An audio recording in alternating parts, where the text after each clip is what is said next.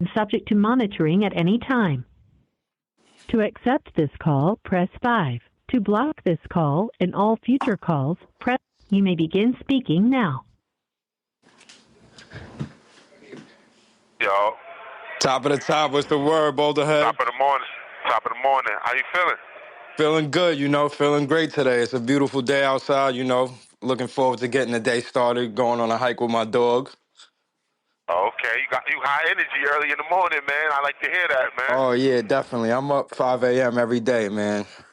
Oh, okay. I'm up at 6, so I had to run around and do a few things. So starting the day.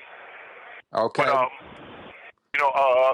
it's crazy. I had a conversation last night, right? Okay. About what it takes to be a man, and what I'm seeing with the young guys. I've been going for 15 and a half years, so I'm seeing a lot of the young guys come in, and it's like men being responsible is not there no more. Yeah. Men standing on their word is not there no more. Yeah, lack of accountability is something we are dealing with in the modern day era. Yeah, and it's like he was telling me, he was like, yo, the women out there, like, they the ones that's really doing things. And I'm like, how did it change? How did it go from the men being the protectors and being the breadwinners to now they sitting on the couch playing video games, and you got women out there making a living, taking care of the home, and being the protector all in one. They're being the ones that's responsible. And, I feel like the solution comes, we the only solution to our own problems. And when we start coming together and we put our petty egos to the side and we come together and strengthen each other with that positive thought, that positive reassurance of what we got going on. And when you're able to do that, when you're able to come and say, you know what, Elliot, I'm going through something right now, and I need your advice. That we need that more often. Yeah, I agree. And men being comfortable with not knowing. But, a lot of people deal with the egos, and they dealing with, not wanting to feel vulnerable, not wanting to be perceived as weak. So now they take that and they show their weakness by not showing that strength in those times of need and being okay with not being okay. Yeah, I could definitely agree somewhere along the way, men have lost the leadership role, and it has been assumed by women. Women have been on their P's and Q's out here in society, taking care of responsibilities and getting to the bag. They're stepping up in the field of creativity and just responsibilities in general. You know what I'm saying? I definitely tip my hat to the women out there, all the single mothers, taking care of everything and doing what they got to do. Yeah, I'm inspired. I'm inspired more by the women out there than the men, like, because they really stepping it up. Like, one of my daughters, she's 27, and she getting a house built from the ground up, and it's like, wow, like, you're really out there. You're really doing things that people twice your age is not doing. They're not even thinking about doing. Yeah, definitely. And it's like, and I always. This call is from a federal prison. You got some of the good men that's doing it, but you got so many more women doing it, man. And I always like to show praise to them and show my appreciation for our beautiful black women. Absolutely. So what are some of the things that you're working on currently? You know what I'm saying? Let the people know what you got going on with the books. I know you got Black Soul by Andre Collier. I've been shouting that out, pushing that heavy on Instagram and Facebook. So is there a part 2 coming? Oh, part 2 is out right now on Amazon and Barnes and Nobles. I'm in the works. I just signed a new artist, a new writer. He's amazing. He out of the Bronx, Tosh Baller. He's out of Cortland Ave. Then I got Rich Roberts, Confession of a Brooklyn Jack Boy. So that's more of That's more. It's urban novel, but it's more like an autobiography. Not mine though. So let me make that clear. But So when you say it's one of you signed them to your multimedia my company. publishing. Yeah. So he's working on part two of his book. So those are being stores before the year's out. But I'm just working on. I got 12 books complete. So I'm just typing everything up, putting the book covers in order, getting everything in order. So now when it's time to release, they could just go. But as far as writing, I'm doing movies, and I'm working on actually a television script, like a series. So Okay. me and John DeGroat out of Stapleton, we doing amazing things, man. And all the obstacles we navigating around them, and we making it happen. So definitely you can look out for that soon. And you said your Probably, partner is John DeGroat with that?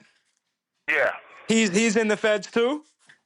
Nah, he's home. He's home. Oh, okay. So that's your partner. That's your partner in the streets. Yeah. So with the series, so I'm working with a few other people. I got another project in the work. Is big, but I really can't get into that because there's a part two of a hood classic, and it's not you see a lot of part twos, and it's like, oh, that's a cheesy remake. Nah, like everybody that's reading it, they're like, holy shit. Like, they're amazed by what I was able to do with it.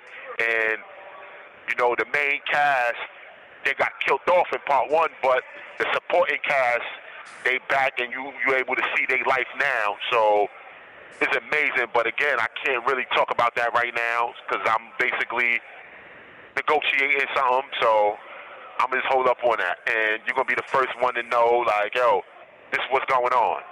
Definitely. This is what I got going on. But I'm excited about that project. The project with John. I'm excited about that. I got, I every day, all day. This is what I do. So is writing something that you started throughout the course of this bid? yeah, I used to taking it serious. Yes, I always like to write. I've been coming to jail since I was young.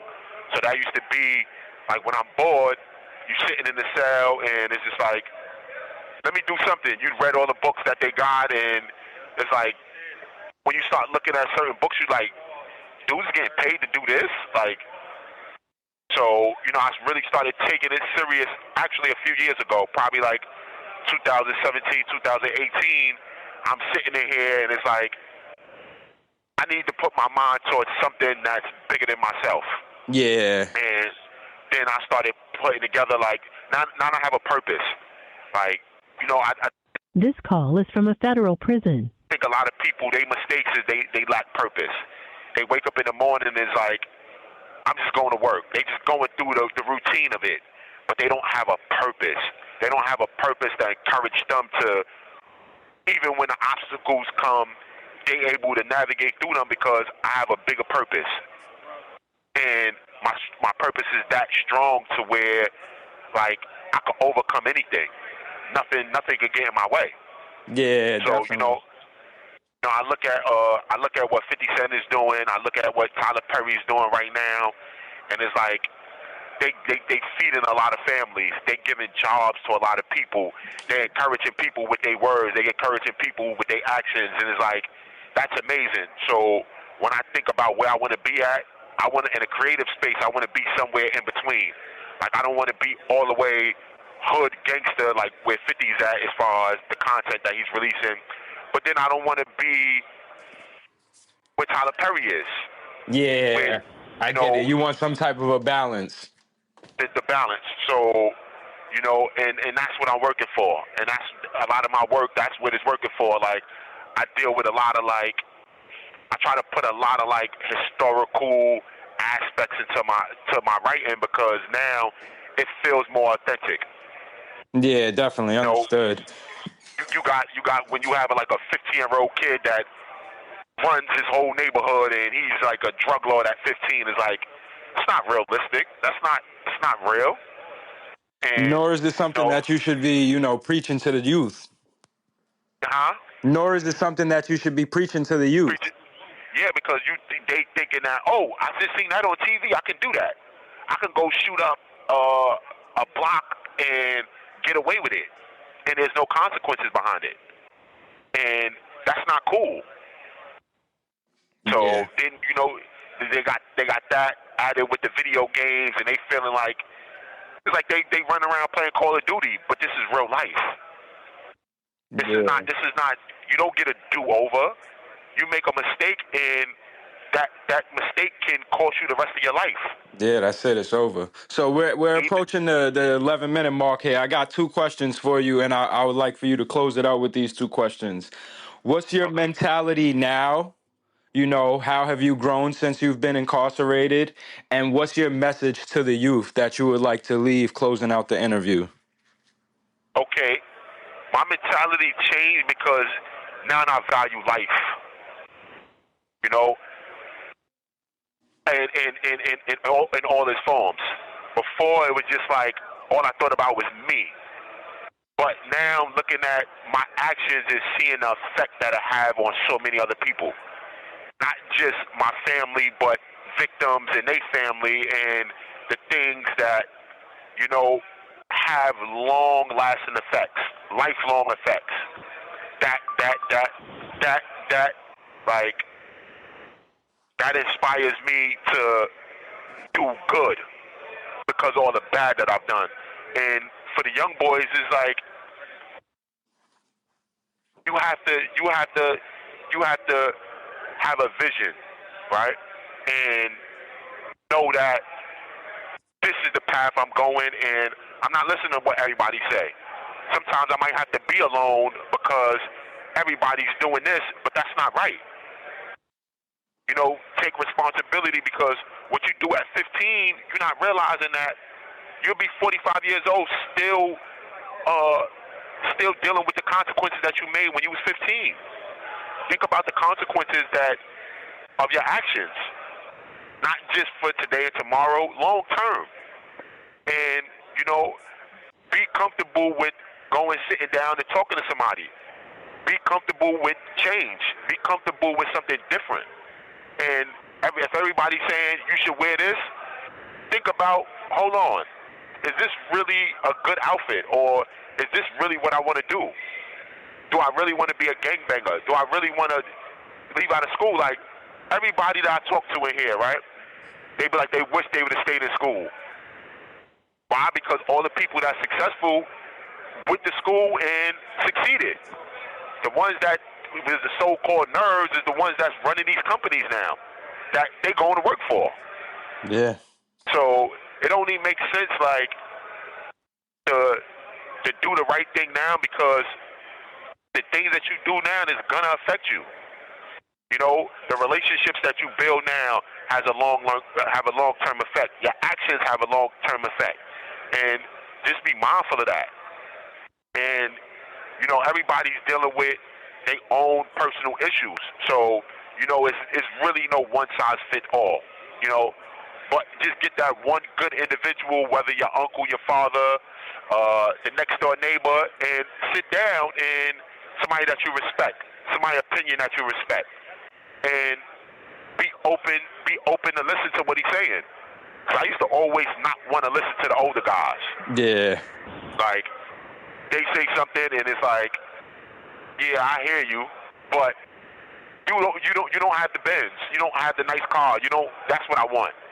Yeah. And I was just looking for the materialistic things, but they had their family, they had their freedom, they had their ability to get up in the morning and eat and drink what they want. They had the more And sentimental things that you valued.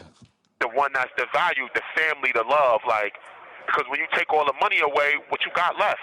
Relationships. Because you could be you're gonna be rich and lonely. I'd rather be poor with loving people around me than rich and lonely. Because you can't buy genuine relationships. And a lot of people, they try to do it. They try to get money so they could buy people and buy relationships. But that's not gonna last. That's not gonna last long. That's gonna be over. And then what? Now you messed up all your relationships trying to chase after this money, and now you lonely around a bunch of people that don't care about you. And what did you do it for? Well, what I want to explain to you too, right, is the bigger vision, right? Okay. I see you going through what you're going through, right? Absolutely. But what helps me get by in here and what has me able to do what I do in here is having a vision that's bigger than myself. Yeah. Having a purpose that's bigger than myself. So, with the publishing company, I got that going on. I got the media company going on. I'm developing a television series. Like, I'm working on that. So regardless of what's going on in here, I have a bigger vision. So it doesn't matter if I got $2 in my pocket or I got 200,000 in my pocket. The vision still remains the same. Absolutely. So the bigger vision I want you to see is that you have good men, positive men that support in your platform, and we salute you.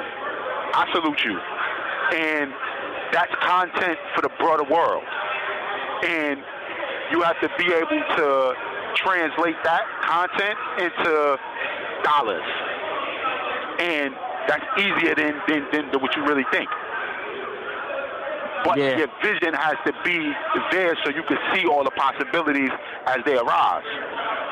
Yeah, definitely. No, the vision's there. The vision is grand. Trust me, I'm pushing forward and making incredible efforts every day. I just broke a huge story about Summer Jam backstage. There was a brawl backstage Summer Jam with the Dream Chasers. I'm the only one that with the footage. I broke that. Okay. I'm breaking bigger and better news every day. So, I'm working. It's just and it's my passion. So, I'm always gonna push my greatest effort, but it comes with its ups and downs, its struggles. Yeah, and a lot of times you gotta, that hate is gonna come, and you gotta know that, and you gotta stiff on that, and you gotta know that people is always gonna try to bring you down. Misery loves company. Misery always likes company. So once you understand that, you're able to navigate through the treacherous waters easy. Yeah, Oh, most shit. certainly. They locking us in just now. Oh man.